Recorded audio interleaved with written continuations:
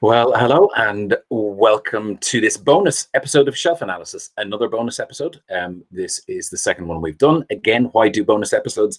Because lots of people who I really like have said yes to doing the show, and there's only one a week. So we may as well find some extra shows and squeeze them in, because there's just an awful lot of people that I'd like to talk to about what they're doing right now and where they are, the books that they love, and the things that they themselves have written at the moment. This one's weird. This one, I'm going to be straight with you, and this is one of the nerviest I've been for doing any interview for quite some time, primarily because this is a gentleman whose work I've known forever. He is somebody who works in the same part of the universe as I do, although obviously in a far more high-profile way.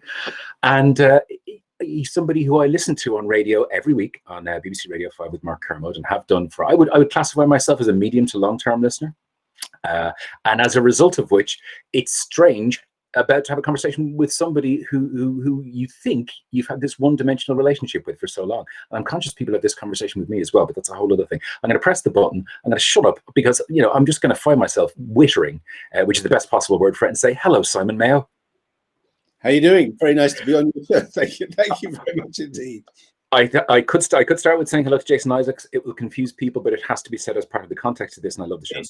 It does. Just listen to the podcast, it'll all become clear. Yeah, it will, very much so. Firstly, tell me a little bit about lockdown for you, because obviously you're still on the radio all the time, every day. You're in right now what is essentially your studio, which is one of the rooms in your house. What have the last few months been like for you? I've got the whole kit. Well, this is my spare bedroom where I've been doing my shows from since the beginning of March. I think we were pretty nimble. We got the kit out to presenters' homes pretty fast. And we had one day when the broadband went down quite early on, when I think the broadband supplier was suddenly realizing they needed to, I don't know, put more batteries in, whatever they had to do. But apart from that, it's been pretty solid. And I think the embarrassing thing is the acoustics in my spare bedroom, with a bed here, curtains there, carpet there, bookshelves there. The acoustics are better than the very expensively assembled Scala Radio studio in the heart of London. So I think people are listening thinking, well, I can't hear any difference, So apart from the fact that I don't leave the house or meet people, see colleagues, that kind of thing, the actual radio itself, the 3 hours of the program, and then the hour and a half of the film show for the BBC, that's been okay. It's just everything else that's a bit rubbish. Yeah, because I think people tend not to understand that, when you do the job that you and I do, you do actually exist outside of the, 3 hours you're on the radio every day. You do, go up to the office and meet people and talk to people, and you do kind of, potter around. And, despite the fact that I've been in work for the entire of this period, our offices are pretty much empty as well. So there's a lot of us all going through that whole, well, there's nobody around apart from the guy who drops the post in. Is it strange having done the radio show, though, for all of this time? As you said, it's not like you can delineate where work is and where home is. You just walk through one door from one to the other. Or has it been that way for a while, being an author as well? I think, yeah. I mean, on the one hand, the radio, actually at the heart of it, I quite enjoy it's sort of going back to the way I used to imagine radio was, which is one person in a room with a pile of music, although it's actually all on computers and stuff. There's no one else. It's just that it actually helps the one-to-one communication, which is what radio is all about. It's it's really, really private. It's very, very personal. It's just that there are loads of people listening. Hopefully, I think that works really well with music shows.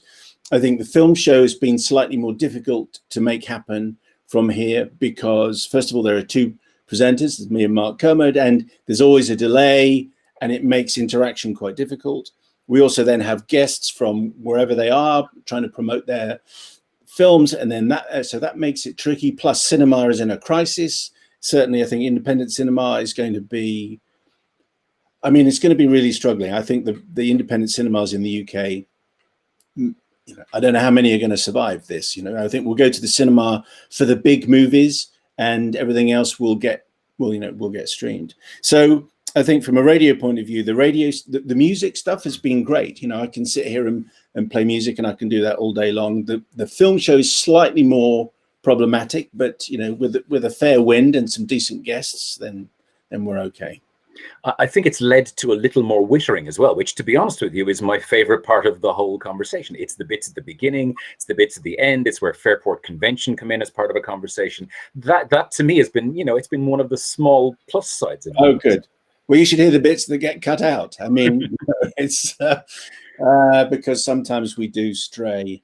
And there's a new director general, and everyone's on their best behavior, so there's a new editor in chief, so let's not be the first to fall foul of the new rules, but I'm glad you're enjoying it. Yeah, that makes sense. As well as that, you've had the kind of strange sensation, though, of almost being upgraded during all of this because of the BBC 4 series as well. They essentially took what you guys do and then put you on TV. Put it on the telly. I mean, it's bizarre, so I never, when I'm on the verge of complaining, I always think, no, there's so many people have lost their job, and really struggling. And I can hear, and then we could hear when I'm trying to work out what to do for the radio show, you can hear the TV kit being loaded in downstairs, which is delivered to it was delivered to the doorstep and left there. And then my daughter picked it up, carried it all through to the lounge. She set it up. She set up the lights. She set up the cameras. She held up the auto cue. She did the whole thing, under guidance from, remotely and everything. So we did Mayo and Kermod's. Was it Kermod and Mayo's? I forget. Is it important? Service slightly. So we did 6 shows under lockdown. So I think it kind of redefined what it's possible to do. I mean, it looked like this. It's possible. This is okay, and this is cheap. So all the TV bosses are going, we can do cheap. This is great. We can do cheap television, and everyone's going to be used to it after now, from now on. Yeah, it's a bit worrying in one sense. And tell me about being a writer during this as well, because that's something you normally have to put together with your regular work schedule as well. Have you been writing during this? Have you been able to write during? I mean, I really should have been writing a lot more. Unfortunately, I've taken on so much other stuff that the writing is struggling a bit. I'm supposed to be writing a book which is going to come out year after next, I think. But it's been I found it quite difficult. I also had a book out. So Knife Edge has come out in the last few weeks, and promoting one book and immersing yourself again in the characters and the story of the book that I finished writing last year has kind of knocked out the new book. So the honest truth is I found it quite difficult to get down and write a new story. But I really have to get a crack on. But I keep on doing things like this, which is great because I enjoy promoting a book, because you spend 2 years writing a book. You need to grab every opportunity to tell people about it. Why would you not? And this is the moment at which I press this button and go, so Simon, tell us a little bit about Knife Edge. What's it about? So while the cover is up there, and you can see that it says, you never know where danger will come from. When that went up on social media a few months ago, loads of people said, well, presumably it's the guy in the orange top with a rucksack. So, but I love that cover. Knife Edge is a contemporary thriller set in Britain, mainly in London. And it concerns mainly a journalist called Femi Madden, who works for one of the big news agencies set in London, think Bloomberg or Reuters, something like that.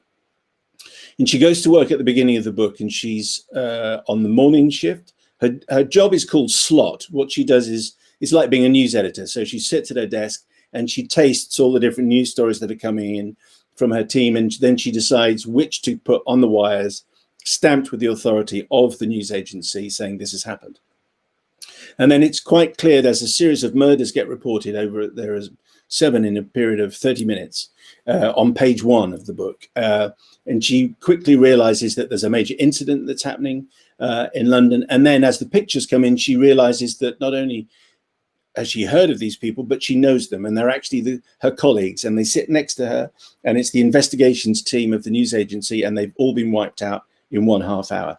She quits her job because she's fed up with all the reorganization and the management changes, and she's scared senseless. She decides to go to all 7 funerals, and at the end of the 7th funeral, there is a note, a typewritten note, as in an old typewriter, underneath the windscreen wiper of her car. And the note says, "You don't need a weatherman to know which way the wind blows." Now, she's not quite old enough to realize that's a Bob Dylan lyric, but she asks Dr. Google, and Dr. Google tells her. And so she has to try and work out, as these increasingly strange messages arrive, some like that, some in the pages of the Daily Telegraph as though it's like 1930. Is she the next victim, or is someone trying to tell her something? So that's really the journey that she sets off on. And this is, far from the first time that you brought a book out, but obviously for yourself and for many of the authors I've spoken to on this series, it's the first time anybody has brought a book out in the circumstances that everybody is now, what with one thing and another. How has that been different to the way you've done things before? Well, I mean, the huge frustration is, my book was delayed, so it was supposed to come out in June and then it came out in August, so at least the bookshops were open. But a load of people had their books come out when all the bookshops were shut, so the only way you could do it was through the online stores. And it's not, a lot of people would like to have the alternative of going to your local bookshop and paying slightly over the odds and getting a copy that way. So, I'm fortunate that the books were open, but I think the main frustration is I like meeting readers and going to all the book events and people lining, queuing up and saying hello and talking to you about the previous books, then asking you questions about this book. When you're sort of like 2/3 of the way through a book and finding it really difficult, and you kind of look forward to that moment where it's out there, it's open, and you can go and talk to people. So not having been able to talk to people has been very frustrating.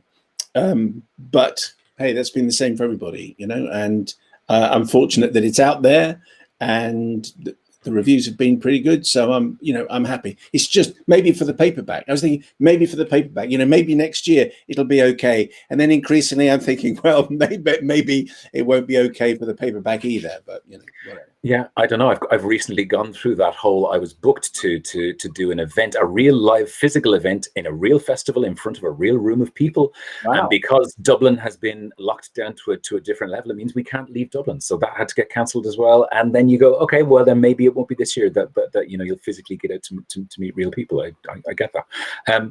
One of the reasons that we bring people onto Shelf Analysis is not just to talk about themselves and how they're getting on, but their books that they like, either books that they're passionate about, quite frequently books that people have just managed to pull off the shelves 20 minutes earlier. It's a bit of a mixed bag. Yeah, and that's one of the reasons I like it so much. So maybe tell us a little bit about the books that you've chosen for this and what you want to show us. I'm very glad that you can't actually analyze my shelves, because there's a certain chaos to them. They aren't filed under any system. They're just, we've got a whole new shelving system downstairs. So we have the shelves, it's full of books. It's just, I find it very difficult to find anything.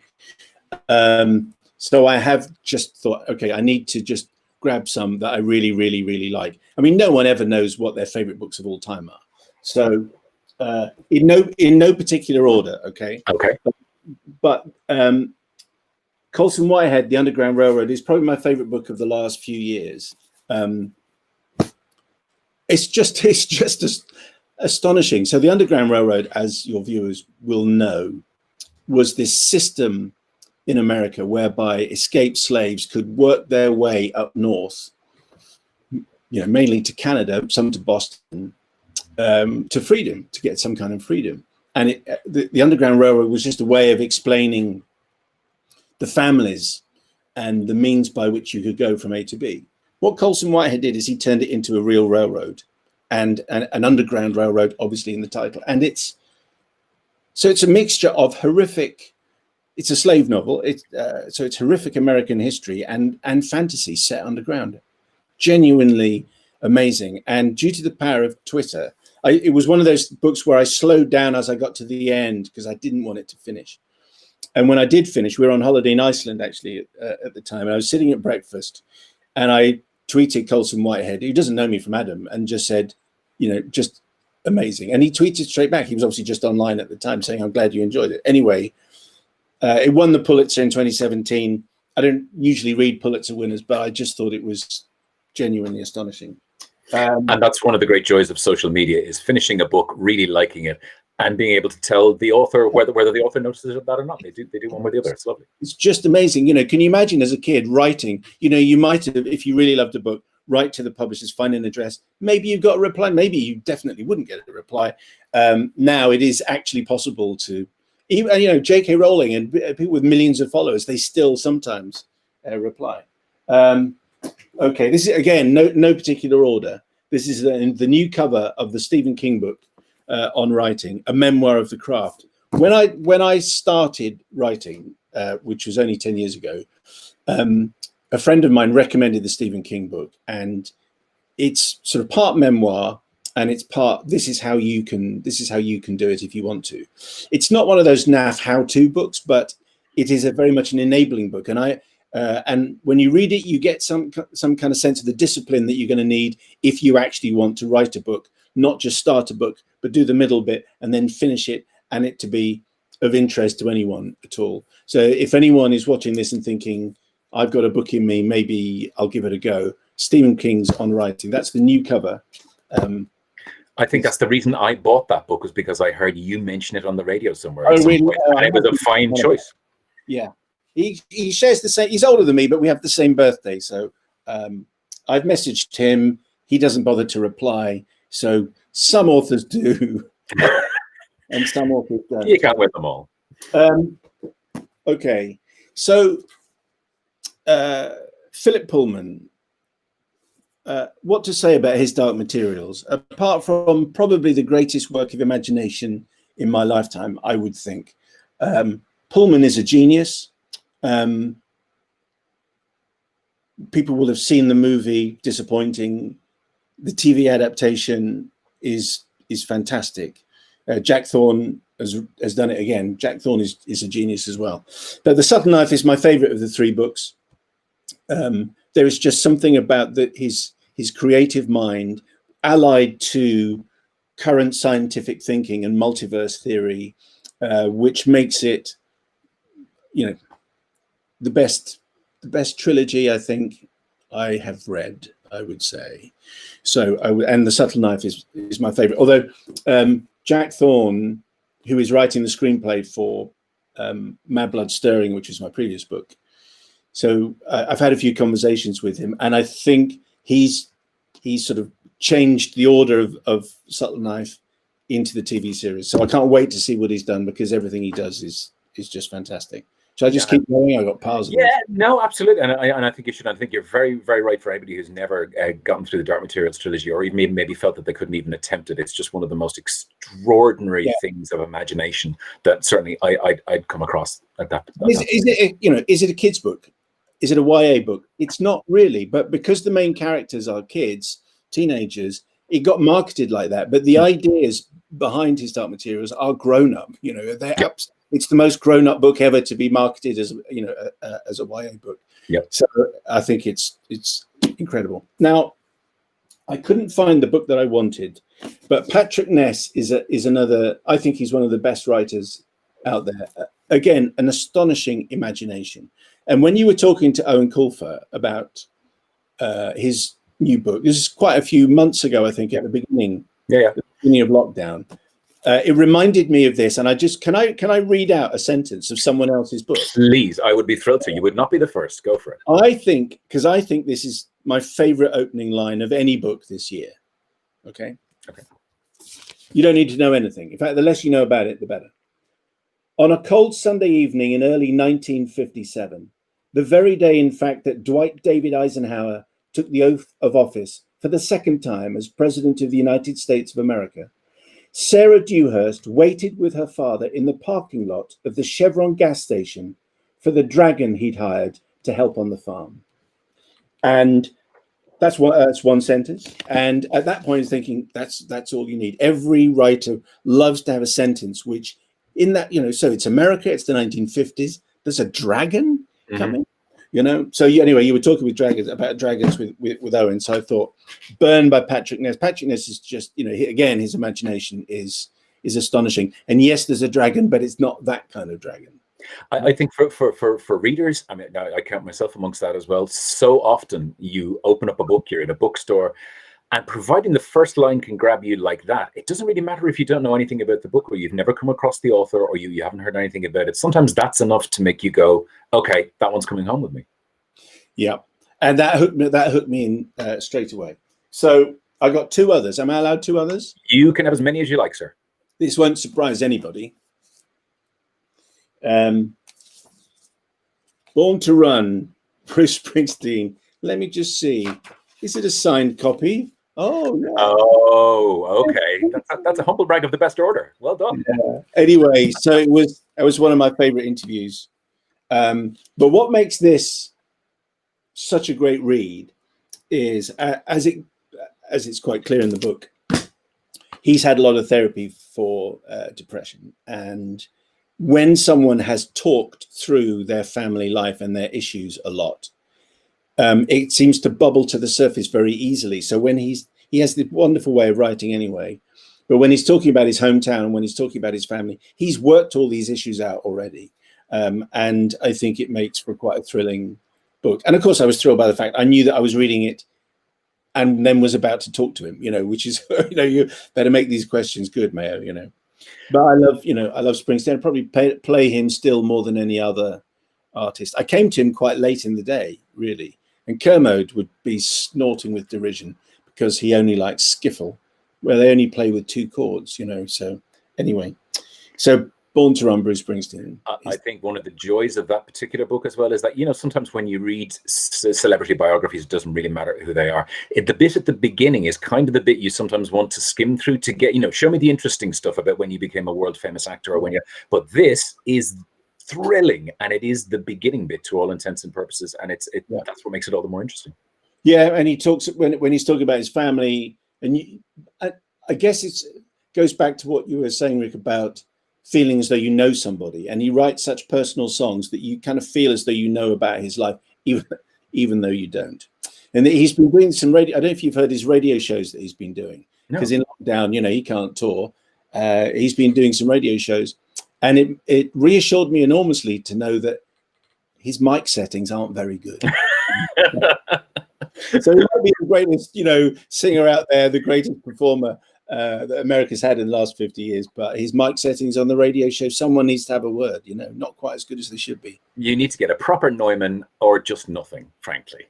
And that will mean nothing to anybody who doesn't work in radio. Okay, you've got some more for us? What have you got? That's what that is. Yeah, one of those ones. Last one, and this is, I haven't read this for a while, but you asked me, about, the current period that we're going through and that set of feelings that everyone's had. We're trying to make sense of it, trying to work out how long it's going to last.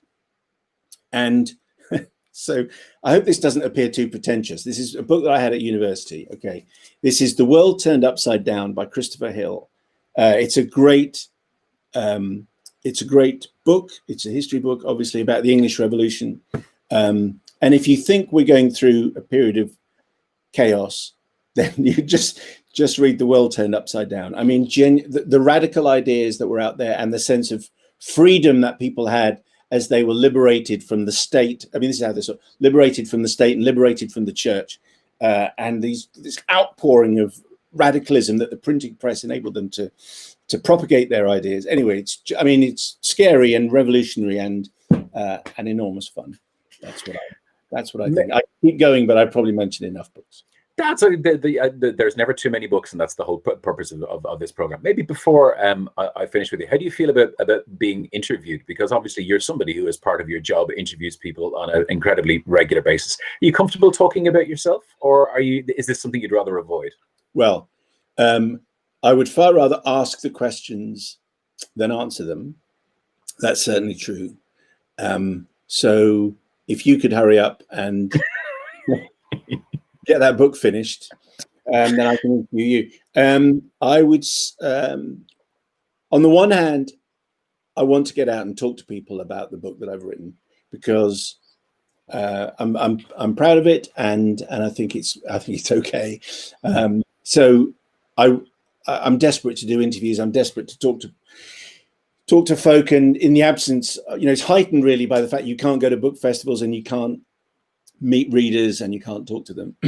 But do I enjoy being the interviewee? No, not especially. I would rather be in your position rather than in my position. Me too. Just flipping that around as well. Obviously, when you interview people at the moment, normally you would be seeing them face to face. They would come in studio. You'd meet them on press junkets. You'd actually be in the room with the person, and it does alter the nature of an interview when you don't really get that proper physical in the room situation. Has that made things harder for you, easier for you in terms of interviewing for your job? It makes it very well. on the one hand, the interviews are quite interesting because, particularly for the movie show, because all the directors and the actors, they're at home. And for the first and only time in our lives, hopefully, we are all going through the same thing. So yesterday I interviewed Ron Howard, Oscar-winning director. He has a new movie coming out called Rebuilding Paradise. It's on the National Geographic Channel, about the fires in America 2 years ago and about the town of Paradise, which was 95% of it was destroyed. He's been in his home for 6 months. He isn't keen on getting out again, and he said that he's an introvert. He and his wife are both introverts, and he's actually quite enjoyed. Now, you'll have people watching this and they say, well, that's me. I mean, although I know there's lots of bad stuff going on, but I've quite enjoyed being at home. So to answer your question, the whole interview experience has been very different because you get another side of your guest, because they have been, certainly through March, April, May, they've been stuck at home. They haven't known where their work is going, because the work we're talking about is films and TV shows they've done, years ago. So I think it's been quite revealing, and the interviews have gone in slightly different directions. But it would be quite good if this revealing period stopped and we went back to the glamorous showbiz world of, going to screenings, going to premieres, and movie stars coming into your studio, and that kind of thing. So I think it's been different and it's been interesting, but it would be nice if it was over soon. And maybe just to finish, in terms of the movie show, obviously you guys have had to, for months now, essentially create parts of the program that were never there before, because parts that you would normally do didn't exist, like the top 10 movies. There were lots of films that weren't being released. So you kind of had to, on the fly, create things that fit that world, and obviously that you thought the audience wanted to hear. And how is that now, in terms of, that's obviously altering slightly, but not enormously. Everything hasn't gone back to normal. I mean, that's why the movie show is different to the music shows that I do, because you can carry on doing music shows forever. The movie show does rely on there being movies, and I think that's a struggle at the moment. And I haven't gone back to the cinema. I haven't gone back to the screening room. Kermode has. I mean, it's his job. He's a critic, so he has to. And with things tightening in the UK, I'm not sure that I really want to go back to the cinema. All of which means the radio program has evolved a little bit, and moving to adjust to the circumstances. And hopefully people like it. I mean, the thing is, we've been on so long that we always used to call the first period that you said you liked a lot, the births, marriages and deaths part of the program, because people listen, cross-generationally. You grow up listening to the program. Your dad listens to the program. Great thing about good speech radio is that it doesn't really matter how old you are. If I'm interested in the subject matter, I'm going to stay with it. The music, if you're playing music, it kind of defines the age of the person that you're after. So people want to write to us to tell us about their life, and that's that's very moving, and it makes us feel as though we're doing a reasonable job about it. But it means that the show isn't just about movies. Kermode would argue the point here that it is, but I don't think it's about movies. It's about life, and the movies, of course, are about life as well. But so I think we have adapted and adjusted the show accordingly. We're half an hour shorter, apart from anything else. But I think we've moved with the pandemic, and we've reflected the pandemic, and also provided a bit of escapism when people think, you know what, I've heard enough of the pandemic. Can you please just tell me about Tom Hanks one more time? Yeah, and it has been hugely part of my escapism throughout the course of all of this, and for a very long time prior to that anyway. People should listen to you guys and just download the podcast. Look for Kermode and Mayo's movie podcast. It's not officially listed as Wittertainment, is it? So you don't find it that way. Put in Kermode and Mayo, they'll find it that way. Yeah, yes, that's it. That's the way you find it. I would love to say I listen regularly to the Scala Radio show, but you and I are on radio at the same time every morning, and unfortunately that kind of gets in the way a little. That's completely understandable. It's absolutely not a problem, but I appreciate you asking me to come on your show. The book is called Knife Edge. It has been an absolute genuine thrill. Thank you so much, Simon Mayo, for talking to me. Cheers, man. Rick, thank you very much for asking me on. That went well, didn't it? Yeah. that is the end of this. Oh, wait, hang on, you're back on again. Sorry, press the wrong button. You see, I'm normally very good at this, and now it's a good thing you weren't doing anything else. So you're done. We've done. Okay, that went well up until that bit right there. Thank you for watching this. Well, hang on. Do you want to talk again? That's fine, because I can put you back on again if you want to. We can just keep going. No, I mean, I just think the technology is just extraordinary. I don't even know what it is that you're using, but it is fantastic. I'm not a clue either. There's a bunch of buttons. I just keep pressing them randomly, and then something will happen, and out it goes. And I've become a director of a TV show all of a sudden. Wow. Out of nowhere. Right, I'm going to let you go back to your life. Simon, thank you again. Cheers, man. Fair play. Thank you. Thank you. And that's that for that. Thank you for watching this special episode of Shelf Analysis. The regular episodes are live every Wednesday night at 8 o'clock. You can, of course, look back at all of the previous episodes on the YouTube channel, or you can watch live in the Ricochet Book Club as well. Other than that, have yourself a lovely rest of whatever day this is going out. And thanks a million for watching. Cheers. Wrong, not that one, this one, that one. I was so good at this before. I used to be, look, and there it goes. There.